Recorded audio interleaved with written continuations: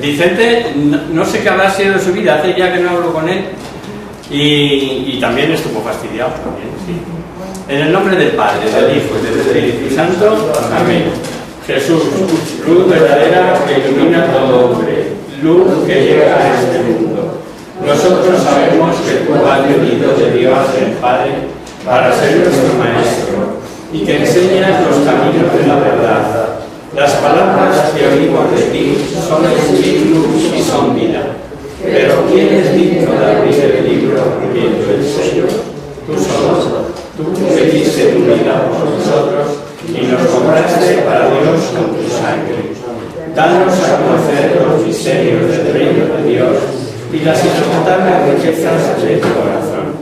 Descúbrenos los tesoros de la sabiduría y de la ciencia de Dios que en ti se ocultan. Haz que tu palabra penetre nuestras almas, guíe por nuestros pasos, ilumine nuestras sendas hasta que amanezca el día y se disipen las tinieblas. Tú que vives y reinas por los siglos de los siglos. Amén. Muy bien. Pues vamos a continuar nuestro curso. ¿Me oís bien atrás, Virgilio? Sí. ¿Me oye? Es que si se oye bien no ando con el engorro del micrófono. Y aquí también se recoge cerca. Nada más que procuréis, como dice otras veces Manolo, cuando leéis la cita, elevar un poquito la voz, sobre todo si se habla desde atrás, para que salga lo mejor que se pueda en el vídeo. Bien, vamos a continuar con nuestro curso de Cristología. Acabamos el lunes pasado diciendo que la resurrección de Cristo es principio de nuestra resurrección espiritual, la fuente de la nueva vida del alma. Y recurríamos a dos citas, esto ya lo tenéis, lo recordáis, pero lo vuelvo a repetir, para que como Él resucitó de entre los muertos por la gloria del Padre, así también nosotros vivamos una vida nueva.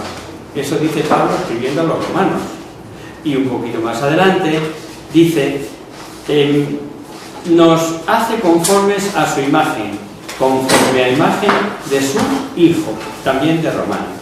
Bien, concluido este capítulo de la resurrección salvífica de Jesús, que creo que nos ha quedado pues medianamente claro, que no es solo la muerte de nuestro Señor Jesucristo la que redime, como se ha insistido en otros tiempos, por la muerte de nuestro Señor Jesucristo que nos ganó la vida eterna. Es verdad, sin la muerte no hubiera habido resurrección, pero a mí me gusta proyectar más adelante, como decía el martes pasado que estuve en Pozuelo en el curso que da Ángel sustituyendo porque él no podía, y precisamente fue un cristiano ortodoxo ruso que asiste al curso de allí de Pozuelo, de Ángel, el que se levantó a preguntar el por qué no se hablaba tanto de la resurrección de Jesús cuando hablábamos de la Pascua, y sí se insistía tanto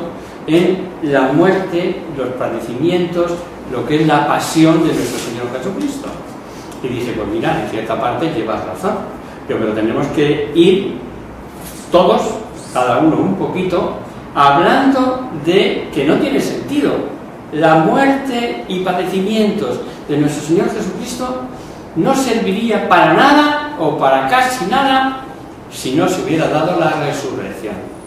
Y ya desde ahora, y pensando nosotros el miércoles de ceniza, que nos van a imponer la ceniza diciendo convertíos y creed en el Evangelio, toda la Cuaresma ha de estar preparada para gozar plenamente la Pascua de Resurrección, lo que es la vigilia pascual.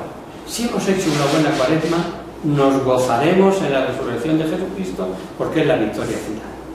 Y ahora vamos a abrir un capítulo que ya adelantaba el lunes pasado, que a todos los veteranos de fe católica nos suena, porque ya hemos hablado, y en más de una ocasión, de Jesucristo como hombre, de Jesucristo como Dios.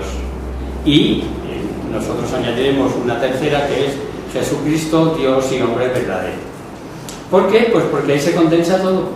La cristología viene a desembocar ahí, que Jesucristo es verdadero hombre, como nosotros, excepto en el pecado, y es la segunda persona de la Santísima Trinidad, es Dios de Dios, ¿no? Pues bien, vemos a Jesucristo como verdadero hombre, nacido de una mujer por obra del Espíritu Santo. Obviamente no nos vamos a parar aquí a hablar de la Virgen María, porque solo ella, como sabéis, requiere un curso completo. De hecho, aquí en Fe Católica tenemos un curso solo de la Virgen María. De la Virgen María con 3 charlas, de la Virgen María con una sola charla. Es decir, que María merece un capítulo importante en nuestra obra Fe Católica. Y digo, no nos vamos a parar aquí de la Virgen María, pero sí veremos que en lo que se refiere a la entrada de Cristo en el mundo, tuvo lugar por obra de esa criatura excepcional. Tuvo lugar por ella. Y conocemos el pasaje, lo hemos oído infinidad de veces. Y como sabéis, es nuestro querido Lucas, el insigne escritor de los Hechos de los Apóstoles, que el año pasado le descubrimos ya a él como autor con tantos matices, el que nos narra esto. Y vamos a leer Lucas 1 y leemos del 26 al 38. Todo nos va a sonar. En el mes sexto fue enviado el ángel Gabriel de parte de Dios a una ciudad de Galilea llamada Nazaret, a una virgen desposada con un varón de nombre José, de la casa de David. El nombre de la virgen era María. Y presentándose a ella, le dijo: Salve, llena de gracia, el Señor es contigo. Ella se turbó al oír estas palabras y descubría qué podría significar aquella salutación. El ángel le dijo: No temas, María, porque has hallado gracia delante de Dios, y concebirás en tu seno y darás a luz a un hijo, a quien pondrás por nombre Jesús.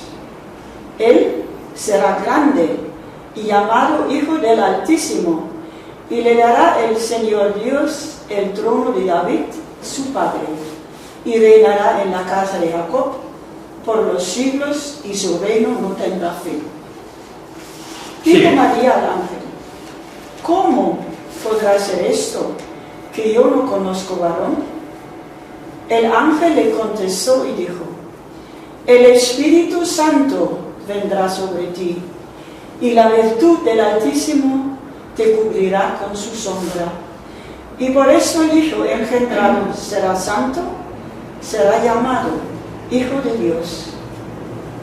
E Isabel, su parienta, también ha concebido un hijo en su vejez, y ese es ya el mes sexto de la que era estéril, porque nada hay imposible para Dios. Dijo María: He aquí la sierva del Señor, hágase en mí según tu palabra. Y se fue de ella el ángel. Perfecto.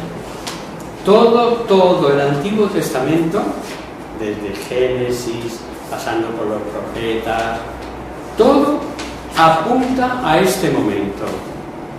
Todo el Antiguo Testamento desemboca en este preciso instante. La aceptación de un humano, de una humana en este caso, del plan salvífico de Dios. Y María, después de cerciorarse de que aquello es de Dios, que no es una alucinación, que no es un camelo, que no es una sugestión suya, porque ella había hecho voto de castidad de acuerdo con su esposo, y aunque sí está desposada con José, el decir no conozco varón implica que tenía el firme deseo, o digamos de otra manera, su relación con Dios estaba en primer plano esto. Yo al Señor le he dicho que quiero ser virgen. ¿Cómo me lo arreglas, ángel, que vienes a decirme hola? Y el ángel dice: mira, no te preocupes, esto es cosa de Dios, es cosa del Espíritu Santo, y Él engendrará en ti. Hay una expresión que a mí me llama la atención porque tiene reminiscencias de mi infancia y de la cultura de pueblo, ¿no? Y el Espíritu Santo te cubrirá con su sombra. Es precioso este pasaje, es Precioso estos versículos. ¿Por qué? Porque precisamente así, en el medio rural, se llama a el quedar una hembra embarazada. Se dice, llevé la yegua a cubrir al caballo. O sea, el verbo cubrir se utiliza como sinónimo de engendrar, ¿no? El Espíritu Santo te cubrirá con su sombra. El Espíritu Santo es el que engendrará en ti la segunda persona de la Santísima Trinidad, el Hijo. Y amigo, aquí ya la Virgen dice, pues sea, hágase en mí según tu palabra. Y de estas palabras de María nos viene Jesús, nos viene la salvación. Es la puerta a la entrada del Mesías en este mundo. La puerta de entrada del Señor Jesús. ¿Y cuál es la razón? Pues el amor de Dios al hombre es el único motivo, la única razón del envío y de la encarnación de su Hijo. Amor que no tiene otra razón de ser ni otro motivo fuera del propio amor. Fijaos lo que dice la primera carta de Juan. Buscad primera de Juan 4, del 8 al 9. El que no ama no conoce a Dios, porque Dios es amor. El amor de Dios hacia nosotros se manifestó en que Dios envió al mundo a su Hijo unigénito para que nosotros vivamos por Él. Sigue. En esto está el amor, no en que nosotros hayamos amado a Dios, sino en que Él nos amó y envió a su Hijo como propiciación por nuestros pecados. Nada más que el amor. La libérrima voluntad de Dios queriendo arreglarnos el fiasco del pecado original a la humanidad. No hay otro motivo. Y la explicación que da aquí Juan en su primera carta es preciosa y tiene su historia, su anécdota, y los más sencillos son los que han captado este pasaje. Teresita de Lisieux, cuando era niña y le preguntan en el cole ¿quién es Dios? Pues cada niño daba la definición aquella que aprendíamos todos de pequeños en la escuela. Es un ser infinitamente sabio, justo, tal, que premia a los buenos y castiga a los malos. Esa era la retahíla que se sabían todas las compañeras de Teresita de Lisieux. Y Teresita dice, Dios es amor. Y las demás se rieron de ella, claro, pero fue la que dio la definición exacta de quién es Dios. Dios es amor. Tan bonito es el pasaje, digo, que le hemos puesto hasta música. Le hemos puesto música para enseñar la catequesis a los niños. Dios es amor. La Biblia lo dice en el capítulo 4, versículo 8, primera de Juan. O sea, hasta ahí hemos llegado para ver si se nos queda, porque en el fondo somos críos, somos como ellos, ¿no?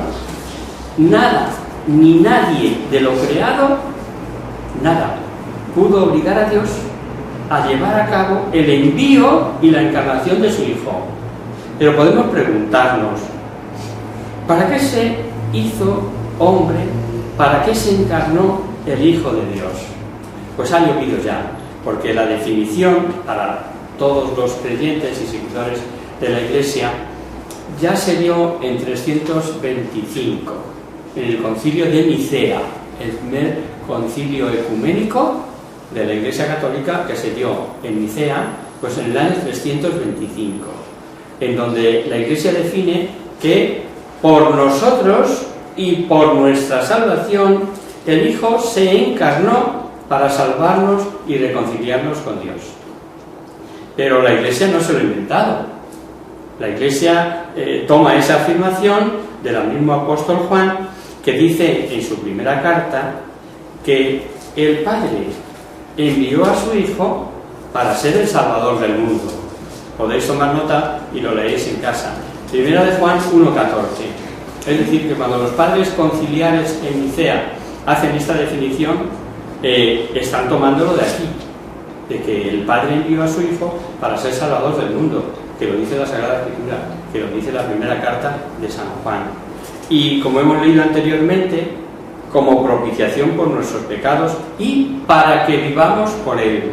También está en la primera carta de Juan. Mejor no os digo capítulos ni nada.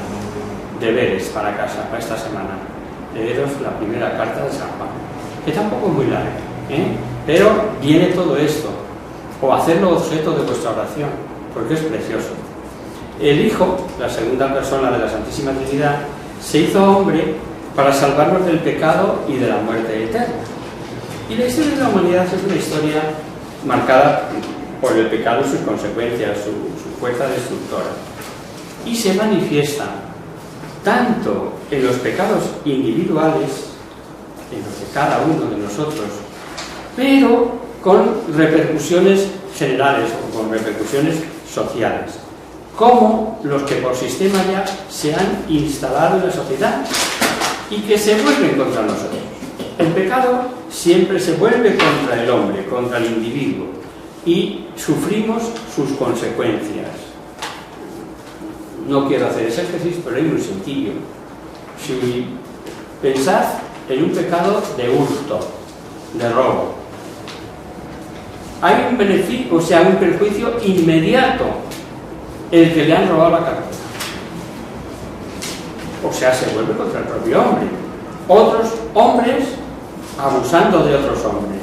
Y siempre es así.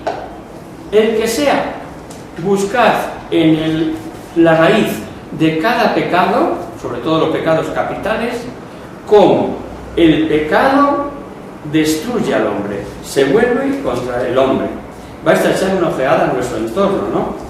El hombre depredador del hombre, hambre, guerras, muerte, vejación. Y tras esos males, ¿quién está?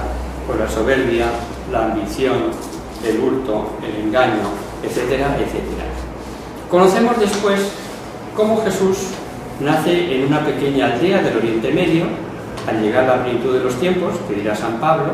Esta es una cita que no sabemos en Fe Católica de memoria, y además es fácil de acordarse, porque es capítulo y versículo mismo, Gálatas 4:4. La recordamos, leed.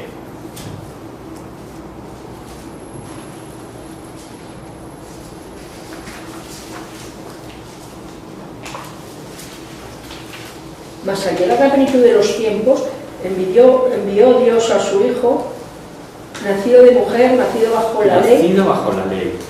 Y ese niño, ese hombre que toma naturaleza humana como la nuestra, en el tiempo, existe desde siempre. Se encarna, decimos, pero es la segunda persona de la Santísima Trinidad. Veremos más cuando veamos detalles de Jesucristo Dios. Pero ahora, cuando vayamos analizando los aspectos de Jesucristo como hombre, siempre me gusta hacer una advertencia, y es que en la recámara no dejemos de pensar que sigue siendo Dios a la vez. Que si lo hacemos así es por ver más claro las características humanas de Jesús, pero es hacer trampa, Entonces nos permitimos esta trampita pequeña para insistir y ver todas las características de Jesús como hombre, para que quedemos convencidos de que es hombre como nosotros, excepto en el pecado. Ahora nos quedamos con que nace de una mujer en el año 0 de nuestra historia, y de una mujer virgen por obra del Espíritu Santo, sin intervención de varón. Todo igual a nosotros, excepto en el pecado. Esta es una afirmación que tenemos exactamente también en la carta a los Hebreos. Hebreos 4:15.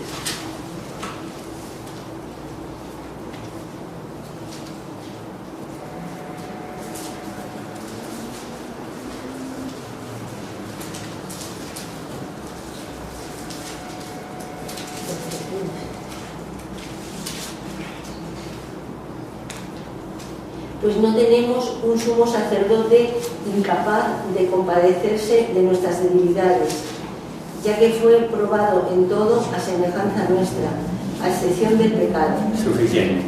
Es uno como nosotros, excepto en el pecado. Este hombre es el que hemos ido analizando, es el que hemos ido viendo a lo largo del curso, y vamos a empezar hablando del conocimiento humano de Cristo. Esto me parece que es interesante o qué es lo que podemos aportar como nuevo a nuestra charla de Jesucristo hombre de toda la vida, porque es fuente de muchos equívocos y fuente de algunas herejías. Habrá un momento en que hablaremos de, cuando hablemos de Jesucristo, Dios y hombre verdadero, la tercera, hablaremos someramente de las herejías cristológicas, es decir, los errores que ha habido en la concepción de la persona de Jesucristo a lo largo de la historia. Eso también en muchos casos será nuevo, ¿no? Pues bien, el conocimiento de Cristo humano de Cristo, ¿cómo fue? Pues fue limitado y a la vez progresivo. Hablo del conocimiento humano. El Nuevo Testamento, ¿por qué digo o matizo como hombre? Porque en cuanto Dios lo conoce todo, lo sabe todo, es eterno, infinito, sabio, todo, ¿no? Pero el conocimiento humano suyo, ¿cómo fue? Es lo que estamos viendo. Pues hay varias citas del Nuevo Testamento que nos ayuda a entenderlo. El Nuevo Testamento, por ejemplo, él les dice: ¿cuántos panes tenéis? Como Dios, sabemos que había poca leña que cortar, que se dice, pocos panes, pero como un hombre que está allí entre ellos pregunta: ¿qué tenemos? ¿Qué tenemos para empezar? No quiero contaros el chiste, ¿no? ¿O le sabéis algo? Pues es muy sencillo, pero por amenizar un poquito la clase. Dicen que hizo este milagro Jesús y dice: ¿cuántos panes tenéis? Y otro día se presentan y dice: a ver, ¿quién ha traído panes? Dice: nadie. Nazaret, 5.000 bocadillos. Como el Telepizza, ¿no? No, porque dice, bueno, es más largo, pero no quiero. Y además soy muy malo contando chistes. Pues bien, este hombre que está entre nosotros pregunta: ¿cuántos panes tenéis? O bien, en otro pasaje de la Biblia dice: crecía en sabiduría. O sea, que iba aprendiendo cosas, iba creciendo en sabiduría. Pero al mismo tiempo sabemos también que poseía un conocimiento extraordinario, difícil de explicar humanamente. Por ejemplo, id al pueblo tal, y al entrar en él encontraréis un pollino atado, sobre el que no ha montado todavía ningún hombre, desatadlo y traedlo. Más bien, poseía un conocimiento superior a menudo que recuerda de memoria las Sagradas Escrituras, demostrando que las conoce a fondo. Más aún, hace suyas ciertas concepciones respecto a la paternidad literaria, la historicidad y los principios interpretativos de los textos. Por ejemplo, ¿habéis oído que se dijo: no matarás? Pero yo os digo que aquel que odia tal, etc. Conoce perfectamente toda la Sagrada Escritura, y esto cuando lo vimos, vamos, lo reitero, es importante porque está enmendando la ley al legislador, lo cual demuestra que tiene el mismo poder que el que legisla. Esto lo veremos luego ya con más detenimiento en Jesucristo Dios. Pero en el campo en que Jesús muestra con toda claridad que está dotado de conocimientos superiores es el relativo a su misión. Aquí se cae por tierra todos los superstars que os echéis a la cara, o el 13 o el que sea. ¿Por qué? Porque desde el principio de su ministerio sabe con claridad que es el Mesías que debe predicar el reino de Dios, que camina hacia un destino de sufrimiento y de muerte con un fin: salvar a los hombres. Y consciente de su fin doloroso, los dice a sus discípulos explícitamente. Leo yo, lo mandaron a buscar. Y comenzó a enseñarles que el Hijo del Hombre debía sufrir mucho y ser reprobado por los ancianos, los sumos sacerdotes y los escribas, a morir y resucitar a los 3 días. O sea que esto lo sabía Cristo con antelación, sabía y tenía bien clara cuál era su misión. Además, atribuyó a su muerte un valor salvador, a servir y dar vida en rescate por muchos. El sujeto del conocimiento humano de Cristo, ¿cuál es? El Verbo encarnado. El Verbo encarnado, estando sujeto a la ley de la kenosis. Esta palabreja que suena un poco rara, pero que lo voy a escribir en la pizarra para que se os quede. El griego.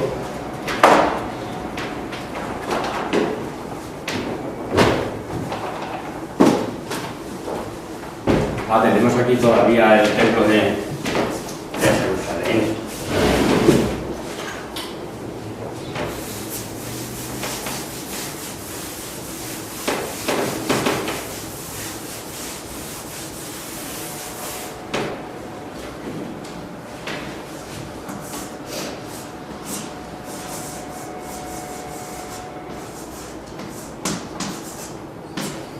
Es la ley de la kenosis.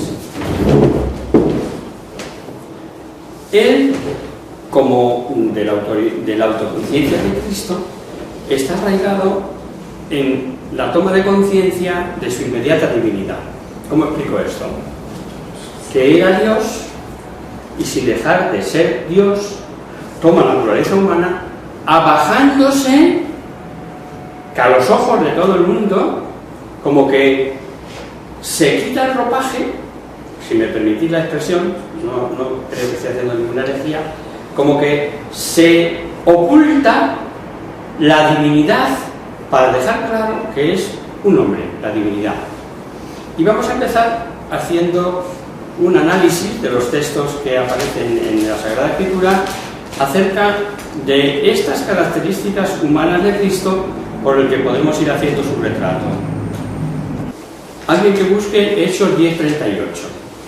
Porque el Evangelio no nos dice nada sobre el aspecto externo de Jesús. Los 4 evangelistas guardan silencio sobre su estatura, el color de su pelo, qué rasgos o facciones tenía. Solo sabemos los rasgos humanos que los apóstoles nos revelan en su escritura. ¿Tenéis Hechos 10:38?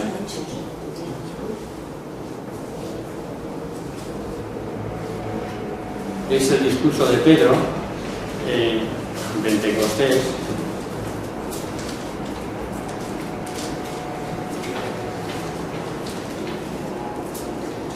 Como Dios ungió con el Espíritu Santo y con poder a Jesús de Nazaret, y cómo éste anduvo haciendo el bien y sanando a todos los oprimidos por el día. Eso sí no lo dice. Porque Dios estaba con él. Dios estaba con él. Pasó haciendo el bien. ¿De cuál de nosotros se puede decir que pasó por el mundo haciendo el bien?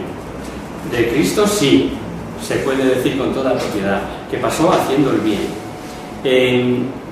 Sabemos, por ejemplo, también que su mirada era irresistible, que los hombres lo abandonaban todo por seguirle.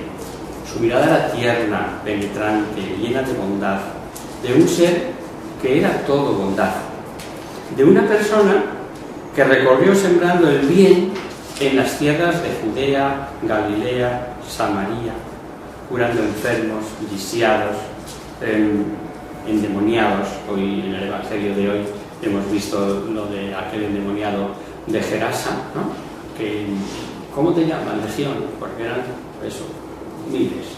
Legión en Roma era una miriada, era un millar, ¿no? Y 1 millar de demonios tenía este pobrecito crío. Y bueno, el Evangelio de hoy lo dice, no quiero seguir explicando el Evangelio, ¿no? Dándose a todos, amando a todos, día tras día, noche tras noche, en las orillas de un lago, sobre la ladera de un monte. Jesús pronuncia palabras de consuelo, de esperanza. Los hombres le siguen, le escuchan, no quieren dejarle marchar. Buscar Lucas 4:42.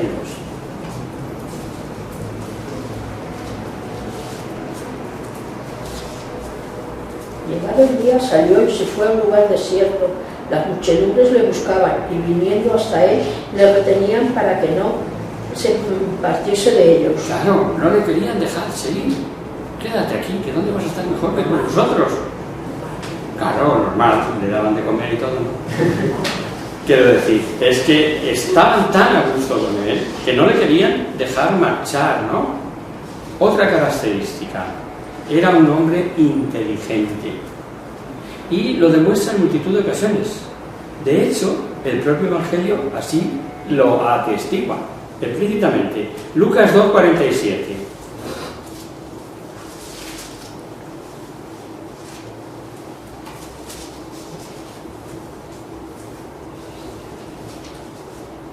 Todos los que le oían estaban admirados de su inteligencia y de sus respuestas. Eso es, admirados de su inteligencia y sus respuestas. Admirados, que es tanto como decir, pues eso, que reconocen cómo es, ¿no?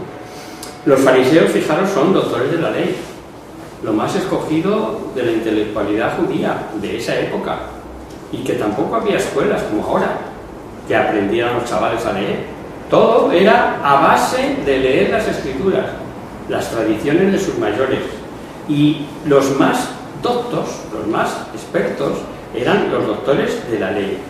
Y con ellos tiene más de un encuentro, porque además ellos se empecinaban en pillarle en algo, en sorprenderle en alguna contradicción, y ponen en juego todos sus recursos de su ciencia, de lo que conocerían de los entresijos de las escrituras. Aquí le vamos a coger, pero solo consiguen fracasar una y otra vez. Acordaos del denario, leámoslo. Lucas 20, del 22 al 26. ¿No es lícito a nosotros pagar tributo al César o no? Viendo su malicia les dijo, mostradme un denario. ¿De quién es la efigie y la inscripción que tiene? Dijeron, del César. Y él les respondió, pues dad al César lo que es del César y a Dios lo que es de Dios. No pudiendo sorprenderle en sus palabras delante del pueblo y maravillados de su respuesta, callaron. Maravillados de su respuesta, callaron. Mamá. Es que dice, si dice que no hay que pagar tributo al César, pues le podemos denunciar a la autoridad romana, pero oiga a mí. Este dice, o anda diciendo por aquí que no se paguen impuestos. Y si dice que sí, está con los romanos, o sea, no vengas hablándonos de que no, ya sabemos que tú estás con el opresor. Y aquí le vamos a pillar seguro, eso se pensaban ellos, claro. Y al final se van diciendo, maravillados de su respuesta, callaron. Un día mandan unos guardias a prenderle, pero no pusieron ni una mano encima. Y eso es interesante, ¿no? Leer Juan 7, 45, 46. Y es interesante porque son ellos propios los que lo declaran, ¿no? Le mandan, y los pontífices mandan a unos y les preguntan, ¿por qué no le habéis traído? Y ellos responden. Los alguaciles vinieron a los principales y sacerdotes y a los fariseos, y estos les dijeron, ¿por qué no le habéis traído? Los alguaciles respondieron, jamás hombre alguno ha hablado como este hombre. Jamás hombre alguno ha hablado como este hombre. Ellos mismos, ¿no? Bueno, ya conocéis el pasaje de la mujer adúltera, podríamos seguir buscando ejemplos y leyendo más citas. Pero es un hombre que en su sitio, y sin salirse de tono, los deja desbaratados porque su inteligencia es superior. Es un hombre además que sabe hablar en su lenguaje, o sea, que se hace entender por ellos. Y hay lo mismo que deja admirados a los escribas con sus conocimientos, con la gente sencilla, ¿de qué manera habla? ¿Cómo se expresa? Pues por medio de parábolas, de símbolos, de cosas que le son conocidas, haciendo ingeniosas comparaciones con pájaros, con lirios del campo, con simientes, más o menos, fruto, con árboles frondosos, etcétera, etcétera. No se sale de su, perdonadme la expresión, de su entorno pueblerino para hacerse entender por la gente más sencilla. Capta al hombre en su realidad íntegra, y perfecto conocedor de los corazones, así dice, por ejemplo, San Juan. Juan 2, 24, 25.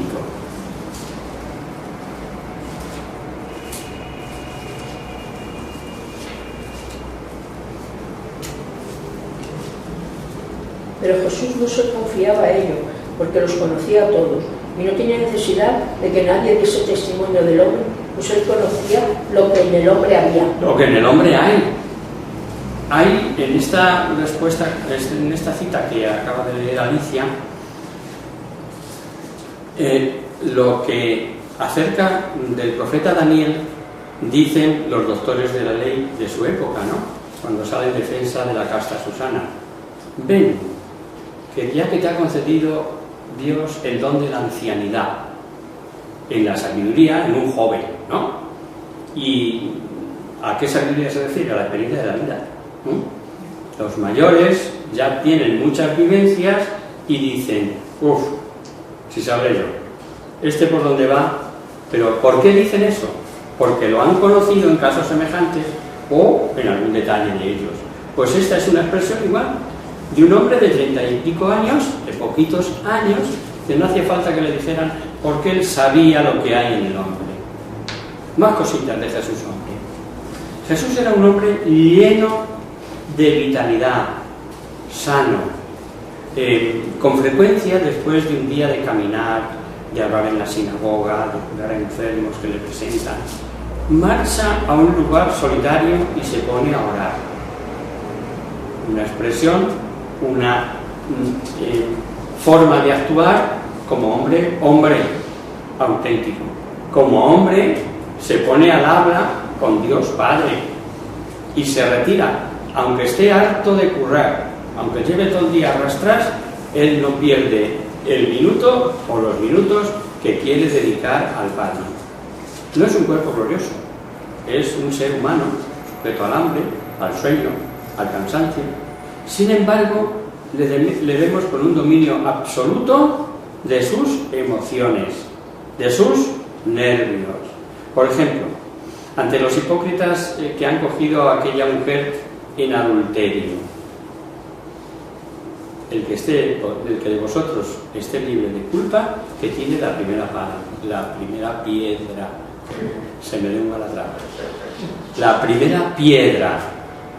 Y se quedan como se quedan.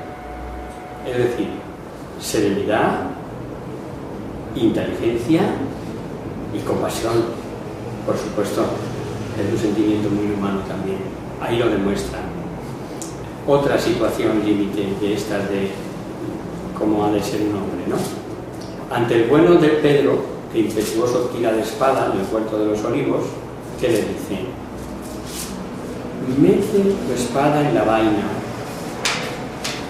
Y no le dice que te vas a cortar las uñas o que vas a matar a este sin querer, no. Una vez más, muestra la claridad que tiene acerca de su misión. Mete tu espada en la vaina. ¿Es que voy a renunciar al cáliz que me dio mi padre? ¿Está seguro de lo que tiene que hacer? O sea, una claridad ante su deber en un momento crítico. En un momento crítico. Y ante la fuerza de tempestad, donde las olas amenazan, va a zozobrar la barca, aquellos hombres que están acostumbrados al mar, temen por su vida. Y mientras, nos dice el Evangelio de Marcos, que él dormía en la popa sobre un cabezal. Bueno, hasta el punto de que le tengas a ladear. Y dice, levanta, despierta, Señor, que nos hundimos. Tranquilidad de conciencia absoluta. Duerme como un tronco. Como nosotros cuando estamos muy cansados. O sea, hombre, dominio de sus nervios, absoluta sangre fría, y observamos cómo tiene las necesidades propias de todo hombre, que estas citas son las que más usamos nosotros cuando vemos Jesucristo hombre y Jesucristo Dios, ¿no? Mateo 21, 18, y otro que vaya buscando, Juan 4, 6.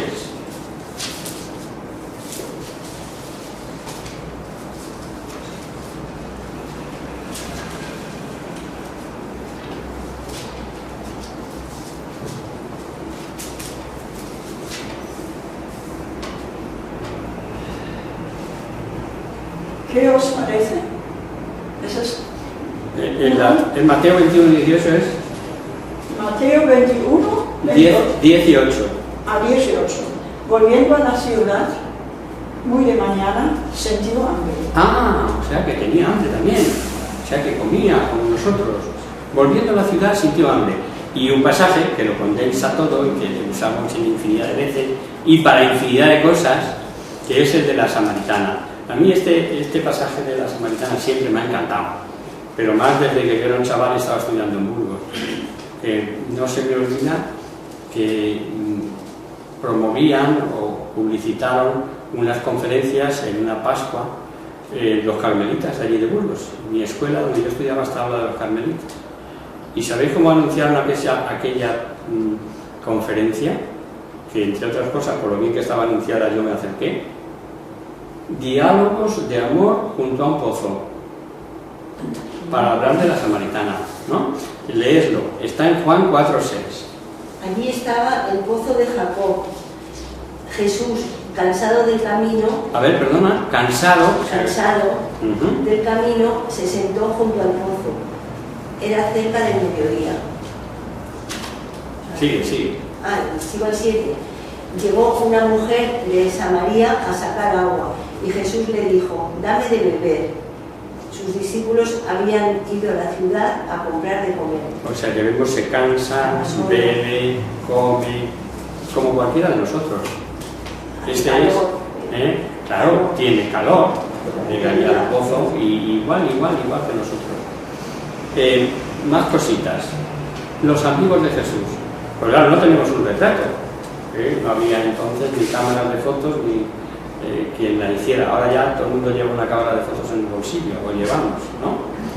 Con eso de que nos han puesto cámara en el móvil y todo el mundo tiene móvil, pues todo el mundo llevamos cámara.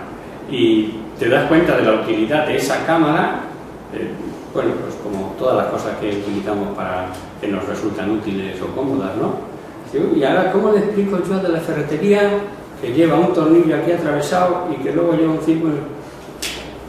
Y llegas al ferretero y le dices: mira, una cerradura de este estilo, la quiero que...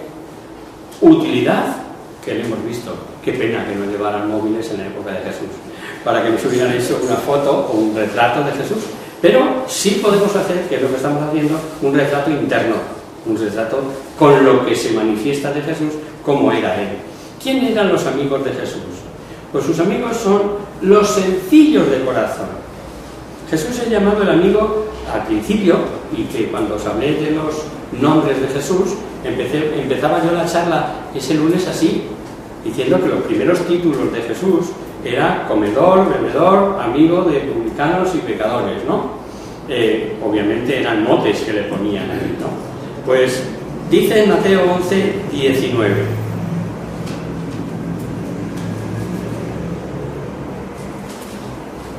Y luego, y vamos a acabar con esto. Marcos 2:17.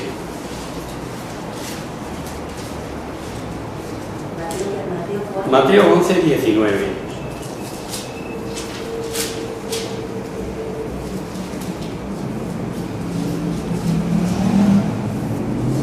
Ha venido el Hijo del Hombre, que come y bebe, y dice: este es un comilón y un borracho, amigo de publicanos y pecadores. Amigo de publicanos y pecadores. Pero la sabiduría ha sido justificada con sus obras. Suficiente. Lo que él hace con los publicanos y los pecadores, lo dice bien claro. Intentar captarlos para sí, y no se le caen los anillos por arrimarse a publicanos y pecadores. No los rehuye. Son sencillos de corazón que beben sus palabras, ¿no? Y desde luego a ellos presta la atención especial. En Marcos 2:17, ¿qué dice? Leyéndolo, Jesús les dijo: no tienen necesidad de médicos los sanos, sino los enfermos. Sino los enfermos. Ni he venido yo a llamar a los justos y a los pecadores. Claro, por eso cuando llegamos aquí nos dice Alicia: el que no sea pecador, que no entre. ¿No? ¿Venís pecadores? Sí, todos somos pecadores, ¿no? En el mejor sentido de la palabra, gracias a Dios y en gracia suya por su infinita misericordia. Pero nos reconocemos fallones, pecadores, es así, desgraciadamente. Y la hora ha llegado, por tanto lo dejamos aquí Y vamos a ver el próximo día, seguiremos viendo características de Jesús como hombre. Veremos que también, igual que se junta con publicanos y pecadores, también se junta con otras gentes, ¿no? Y que esto es importante porque se suele obviar cuando se va por ahí haciendo en gala de que Jesucristo se arrimaba a los pobres, a los pecadores, pero también a los ricos, ¿eh? Lo veremos el próximo día. Él no hace acepción de personas. Pues rezamos a la Virgen y nos vamos.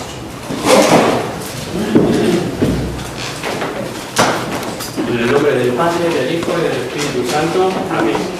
Virgen, bella como la luna, delicia del cielo, en cuyo rostro señalan los santos y se contemplan los ángeles. Haz que nosotros, tus hijos, nos parezcamos a ti, y que nuestras almas reciban un plagio de esta belleza genial, que no decae con los años, sino que brilla en la eternidad.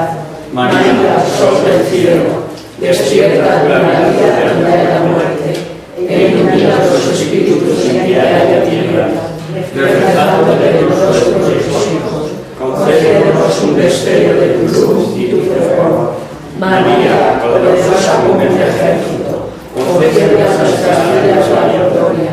Somos tan débiles y nuestro enemigo se nos perece con tantos estragos, mas con tu bandera nos sentimos seguros de vencerlo. Él conoce el poder de tu pie y tiene la majestad de tu mirada. Sálvanos, María, bella como la luna, única como el sol, temible como un ejército ordenado, levantado en pie de guerra, no por el odio, sino